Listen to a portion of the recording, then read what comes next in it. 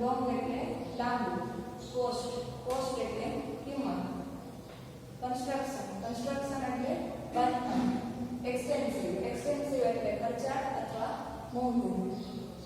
હવે આપણે એક્ટિવિટી 2 જોઈએ, જેમાં આપેલું છે see the picture and study the information. ચિત્ર જુઓ અને માહિતીનો અભ્યાસ કરો. તો અહીંયા છે એ ચિત્ર આપવામાં આવેલું છે જે વિશ્વની સૌથી ઊંચી ઇમારત જેનું નામ છે બુર્જ ખલીફા. એના વિશેની માહિતી આપવામાં આવેલી છે, એની ઊંચાઈ, પછી એમાં કેટલા માળ આવેલા છે, એમાં કઈ કઈ સુવિધા આપવામાં આવેલી છે, એ વિશે અહીંયા તમામ બાબતો છે એ જણાવવામાં આવેલી છે. ચાલો આપણે જોઈએ. Burj Khalifa is the tallest building in the world. Burj Khalifa છે એ વિશ્વની સૌથી ઊંચી ઇમારત છે. It is skyscraper in Dubai.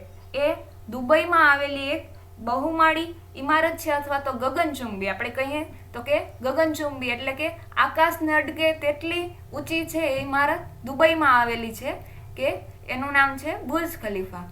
It has 163 floors, કે એમાં 163 માળ આવેલા છે. It height is 827.8 metres. એની જે ઊંચાઈ છે એ 827.8 મીટર છે, અને ફૂટમાં જોઈએ તો 2722 ફૂટ, જે પણ તમને કાઉન્સમાં આપેલું છે. કે આ બુર્જ ખલીફાને જે 163 માળ છે એમાં આવેલા છે, અને એની ઊંચાઈ છે કે આ જે ઇમારત છે એની ઊંચાઈ આપવામાં આવી છે એ કેટલી, તો કે 827.8 મીટર છે એની ઊંચાઈ છે. હવે આ વાત છે એ યાદ રાખજો, કારણ કે પ્રશ્નમાં ઘણી વખત છે તમને આવું પૂછાઈ શકે કે એની ઊંચાઈ કેટલી, અથવા તો એના કેટલા માળ આવેલા છે, આ ઇમારત ક્યાં આવેલી છે. તો આવા પ્રશ્નો છે તમને પૂછાઈ શકે. પછી આપેલું છે it is the tallest main made structure in the world. એટલે કે આ ઇમારત છે એ જે આવેલી છે, કે જે વિશ્વનું સૌથી ઊંચું ઇમારત છે એ માનવ સર્જિત બાંધકામ છે. એટલે કે સ્ટ્રક્ચર, એનું માળખું એ માનવ સર્જિત છે, કે માણસો દ્વારા બનાવવામાં આવેલું છે. આ ઊંચી ઇમારત છે એ માણસ સર્જિત અથવા તો માનવ નિર્મિત, જે માણસ દ્વારા બનાવાયેલી છે. Its base is 3,33,100 square feet. It base કે એનો પાયો કેટલો છે, તો કે 3,33,000 અને 100 એટલે 100 ચોરસ ફૂટ, કે એનો પાયો છે એ કેટલો છે, તો કે 3,33,100 ચોરસ ફૂટ છે એનો પાયો છે. It has the longest water supply line. કે એમાં છે સૌથી લાંબી it has the longest water supply line, કે એમાં છે એ સૌથી લાંબી પાણી પુરવઠા લાઇન પણ આપેલી છે. કે આવડી મોટી ઇમારત છે એટલે એમાં સૌથી મોટી પાણી પુરવઠા લાઇનની પણ સગવડ આમાં આપવામાં આવેલી છે. ત્યારબાદ આગળ આપેલું છે it has the longest lift. કે એમાં છે એ સૌથી લાંબી લિફ્ટની પણ સુવિધા છે. મોટી ઇમારત છે એટલા માટે એમાં છે કે લાંબી લિફ્ટની પણ સુવિધા રાખવામાં આવેલી છે. Its cost of construction was $1.5 billion.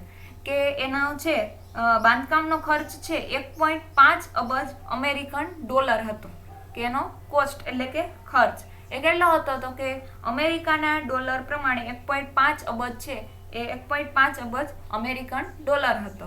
It is the most expensive building. અને એ છે સૌથી મોંઘી અથવા તો ખર્ચાળ ઇમારત છે, કારણ કે એમાં સૌથી ઊંચી ઇમારત છે એટલે એમાં સગવડો પણ ઘણી બધી આપવામાં આવેલી છે, અને એના માટે છે આ ઇમારત છે સૌથી મોંઘી અથવા તો સૌથી ખર્ચાળ પણ છે. એટલા માટે આપણે કહી શકીએ કે આ વિશ્વની સૌથી ઊંચી ઇમારત આપવામાં આવેલી છે, અને જેનું નામ છે બુર્જ ખલીફા. ત્યાર પછી આપણે એક્ટિવિટી 2 માં આગળ જોઈએ, જેમાં આપેલું છે say whether the following sentences are true or false on the basis of the above text. Write T or F in the brackets given against each sentence. એટલે કે વાક્ય ખરા છે કે ખોટા તે નક્કી કરો. દરેક વાક્યની સામે આપેલા કૌંસમાં સાચા માટે T અને ખોટા માટે આપણે એ વાક્ય જોઈએ, જેમાં પહેલું વાક્ય છે The tallest building in the world is Burj Khalifa. કે વિશ્વની સૌથી ઊંચી ઇમારત એ બુર્જ ખલીફા છે. તો આ વાક્ય સાચું, તો એના માટે ટી લખશું, ટ્રુ નો ટી. પછી બીજું વાક્ય જોઈએ આપણે, It is the smallest building in Dubai. કે દુબઈમાં આવેલી સૌથી નાનામાં નાની ઇમારત છે. તો આ વાક્ય ખોટું છે એટલે ફોલ્સ, તો ફોલ્સ નો આપણે લખશું એ. પછી ત્રીજું વાક્ય આપણે જોઈએ કે No other building has so long water supply line as the Burj Khalifa. કે બીજી એકેય બિલ્ડિંગ પાસે અથવા તો બીજી એક પણ ઇમારતમાં છે એ પાણી પુરવઠા લાઈન આટલી લાંબી નથી જેટલી બુર્જ ખલીફામાં એટલે કે બુર્જ ખલીફા ઇમારતમાં લાંબી પાણી પુરવઠા લાઈન છે. તો આ વાક્ય પણ સાચું છે, તો એના માટે ટ્રુ અને ટ્રુ નો ટી. પછી ચોથું વાક્ય આપણે જોઈએ કે its lift system is longest one in the world. કે એની લિફ્ટ સિસ્ટમ પણ છે એ વિશ્વમાં સૌથી ઊંચી છે. તો આ વાક્ય પણ સાચું, તો એના માટે ટ્રુ અને ટ્રુ નો ટી. પછી પાંચમું વાક્ય જોઈએ, તો પાંચમું વાક્ય છે its cost was higher than any other building in the world. કે એનો જે ખર્ચ છે એ વિશ્વમાં બીજી બિલ્ડિંગ કરતા એટલે કે બીજી ઇમારતો કરતા એ સૌથી વધારે છે. હાયર ધેન એટલે કે એના કરતા સૌથી વધારે છે. તો આ વાક્ય પણ સાચું છે એટલે ટ્રુ, તો ટ્રુ નો આપણે લખશું ટી. તો અહીંયા આપણે છે એ કરાકટા એક્ટિવિટી 2 ના અનુસંધાને જોયા. હવે આપણે એક્ટિવિટી 3 જોવાના છીએ, જેમાં ખાલી જગ્યા આપેલી છે અને તેમાં જણાવેલું છે કે ચિત્રોનો અભ્યાસ કરી એટલે કે બાજુમાં ચિત્ર આપેલા છે, ચિત્રનો અભ્યાસ કરી અને ખાલી જગ્યામાં સાચા જવાબ લખો. તો અહીંયા જે ખાલી જગ્યા આપેલી છે આ ખાલી જગ્યામાં છે એ ડિગ્રીનો ઉપયોગ કરવામાં આવેલો છે. ડિગ્રી એટલે શું? તો અંગ્રેજી ગ્રામરમાં ડિગ્રી એટલે તુલનાની કક્ષાઓ. હવે ડિગ્રી વિશેની થોડીક માહિતી આપી દઉં, ત્યારબાદ આપણે ખાલી જગ્યા જોઈએ. તો કે ડિગ્રીના 3 પ્રકાર છે. પહેલું પોઝિટિવ ડિગ્રી, બીજું કમ્પેરેટિવ ડિગ્રી અને ત્રીજું સુપરલેટિવ ડિગ્રી. હવે પોઝિટિવ ડિગ્રી એટલે શું? તો કે પોઝિટિવ ડિગ્રીનો ઉપયોગ છે કંઈ પણ સમાનતા દર્શાવવી હોય તો એ સમાનતા દર્શાવવા માટે પોઝિટિવ ડિગ્રીનો ઉપયોગ થાય છે. ત્યારબાદ કમ્પેરેટિવ ડિગ્રી. તો કમ્પેરેટિવ ડિગ્રી એટલે કેવી ડિગ્રી? તો કોઈ પણ વસ્તુની આપણે છે એ સરખામણી કરી અને એના કરતાં અધિક દર્શાવવા માટે એટલે કે એના કરતાં ચડિયાતું દર્શાવવા માટે. તો અધિકતા દર્શાવ અથવા તો ચડિયાતું દર્શાવ એના કરતાં વધારે, એના કરતાં ઓછું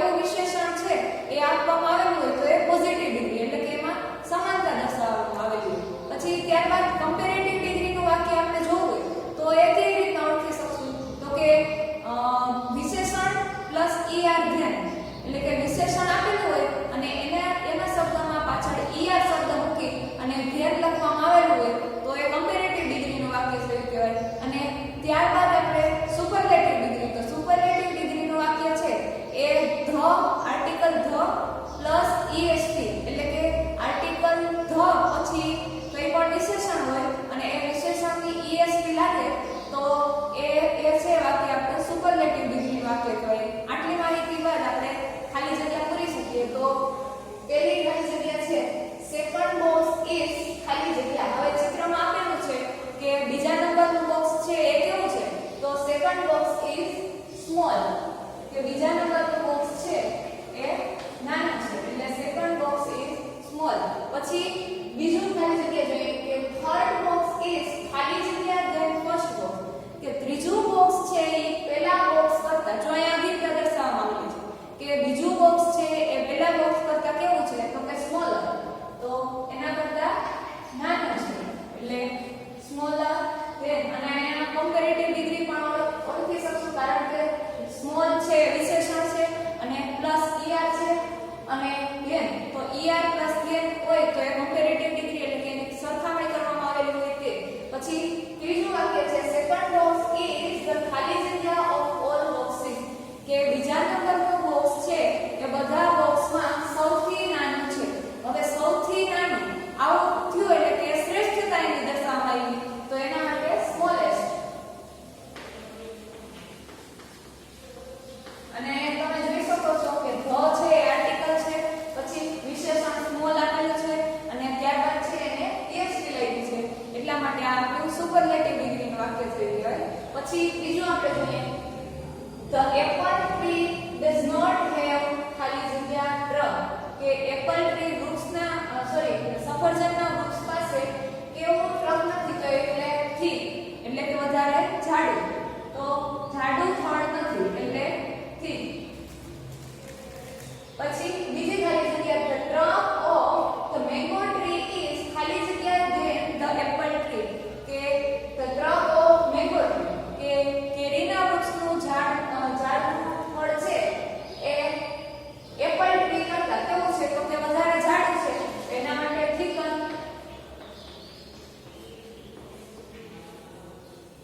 તો આપણે ખાલી જગ્યા બનશે the trunk of the mango tree is thicker than the apple tree, કે કેરીના વૃક્ષનું ઝાડ કરતા કેરીના વૃક્ષનું થડ છે એ એપલ ટ્રી એટલે કે સફરજનના વૃક્ષ કરતા વધારે જાડું છે, ઠીક છે. પછી ત્યારબાદ the banyan tree has the ખાલી જગ્યા trunk of all the trees, કે વડના વૃક્ષ પાસે છે એ સૌથી વધારે જાડું થડ છે, તો thickest. કે સફરજનનું વૃક્ષ, કેરીનું વૃક્ષ અને banyan tree એટલે કે વડનું વૃક્ષ છે એ બધામાં છે વડના વૃક્ષ પાસે સૌથી વધારે જાડું થડ છે. પછી ત્રીજી ખાલી જગ્યા આપણે જોઈએ કે અર્ણવ ઇઝ ખાલી જગ્યા હોય, તો અર્ણવ છે સૌથી ટૂંકો છોકરો છે એટલે 16. પછી આદિત્ય ઇઝ ધ ખાલી જગ્યા બોય ઇન ક્લાસ, આદિત્ય છે એ ક્લાસમાં સૌથી નાનો છોકરો છે એટલે સૌથી ટૂંકો છોકરો છે, તો એના એ છે શ્રેષ્ઠતા દર્શાવવામાં આવેલી છે, તો શોર્ટેસ્ટ.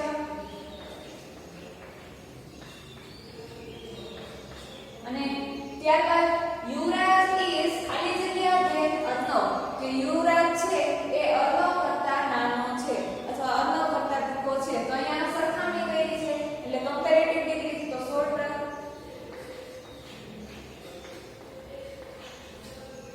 તો અહીંયા છે આપણે એ ડિગ્રી ઉપરથી કેવી રીતના ખાલી જગ્યાઓ પૂરવી અથવા તો કેવી રીતના ડિગ્રીનો ઉપયોગ કરી અને આપણે શબ્દો ઓળખવા એ આપણે